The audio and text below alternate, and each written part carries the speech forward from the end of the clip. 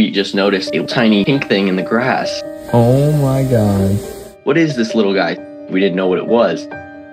We took him inside and I was like, all right, we got to get this little thing cleaned up and try to figure out what it actually is. As I start looking at it, I saw it move. I'm like, oh no, whatever this guy is, he's still alive.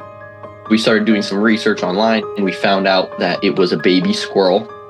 We were just trying to figure out what we could do to try to save him. As my mom was cleaning him up, I ran to the pet store, got some puppy formula. We tried to feed him and it was pretty difficult because the little end of the syringe was still too big for his mouth because he was so tiny. Then we decided to order these new tips. And once they came in, he was able to actually latch on in the same way he would do to his mom. The first month we had to be feeding him every 2 hours. So it was pretty much like a newborn baby. I used to take him to work with me. I would just tell my guys, hey, I gotta go to the car and go feed the little squirrel. I'll be right back. The first days were really interesting. Are we gonna keep this thing? Are we going to just raise it up and let it go? Once we started making sure that he was healthy, we kind of took pride in that. We're like, we're able to keep him healthy. We might as well just keep trying to get him more and more healthy from there. When he was opening his eyes, we were like, oh my gosh, they would like tiny open. Then from there on, he just got bigger and bigger.